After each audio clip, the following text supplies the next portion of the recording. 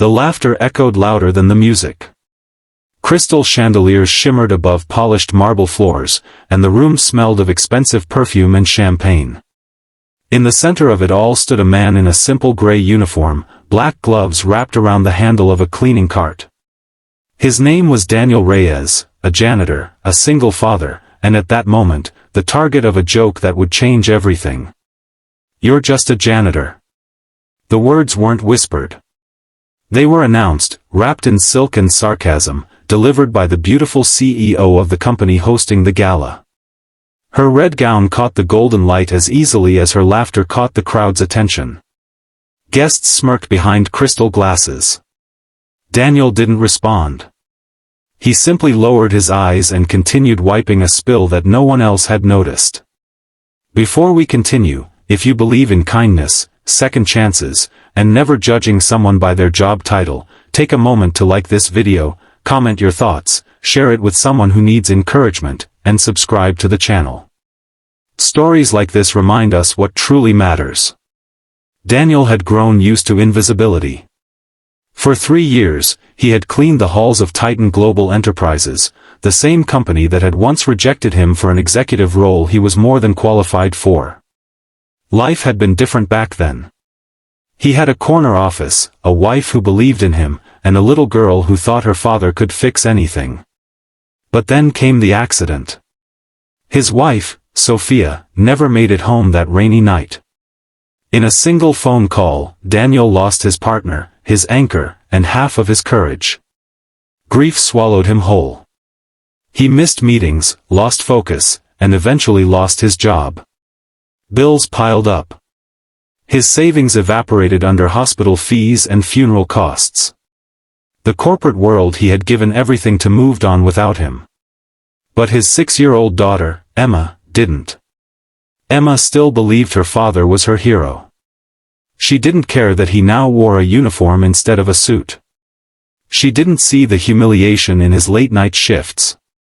She only saw the man who braided her hair before school, who packed her lunch with little notes inside, who read bedtime stories even when exhaustion blurred the words. So Daniel swallowed his pride and took the only job he could find quickly, janitor at Titan Global. He knew every corridor of that building. He had once helped design its expansion strategy. Now he mopped its floors. The CEO who laughed at him that night was Victoria Langford, the youngest executive in the company's history. Brilliant, sharp, and undeniably charismatic, she had built a reputation for bold decisions and ruthless efficiency. To her, success was simple: you either rose or you were irrelevant. Daniel, in her eyes, was irrelevant.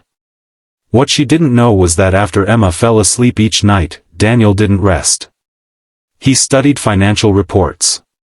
He analyzed market trends. Quietly, patiently, he rebuilt himself. Years before his downfall, he had made one risky investment in a small renewable energy startup founded by an old college friend. It had nearly failed twice. Everyone told him to pull out. He didn't. He believed in it the way he once believed in himself. Over time, that small startup became something extraordinary. Clean energy contracts multiplied. International investors poured in.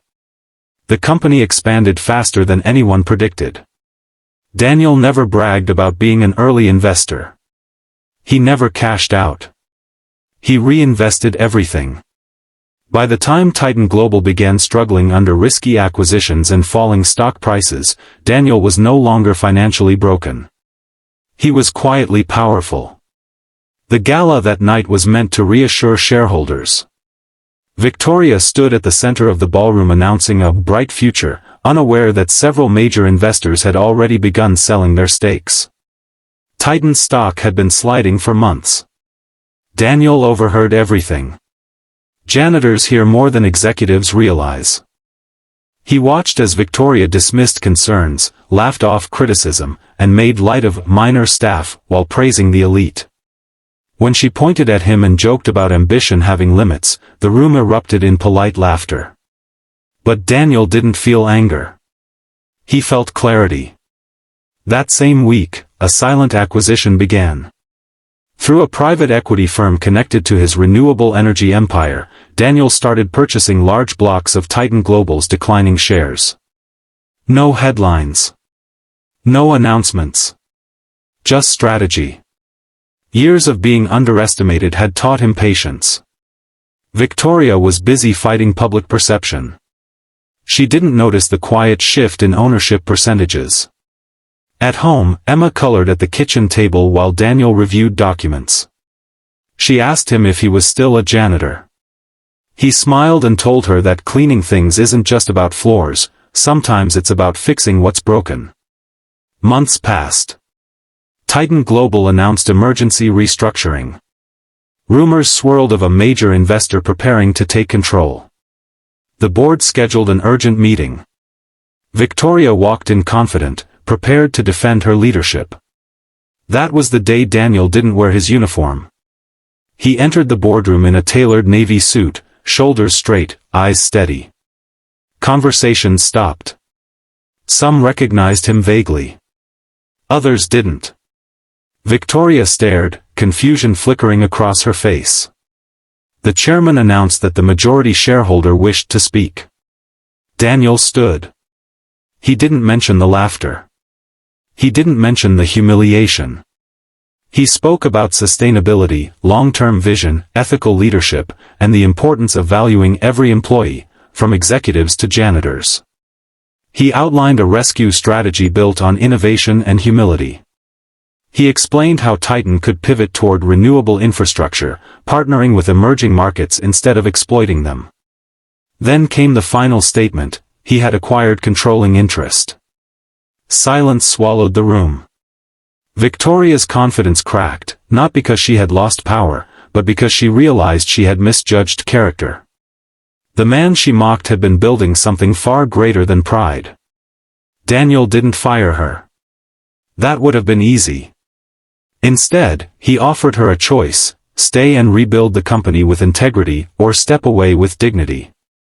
Leadership, he explained calmly, is not about titles. It's about responsibility.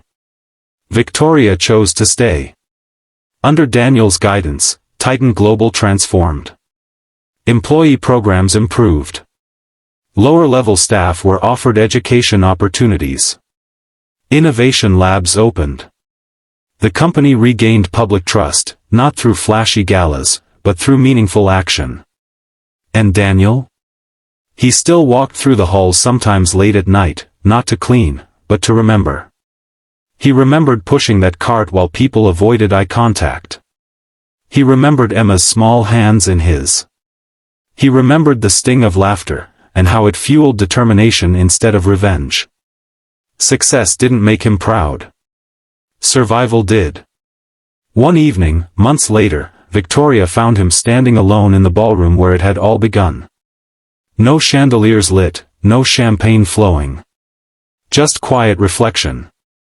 She thanked him, not for saving the company, but for teaching her humility. Daniel simply nodded. He had already forgiven her long ago. Because at the end of the day, this was never about proving someone wrong. It was about proving his daughter right. Emma attended Titan's Family Day celebration the following year.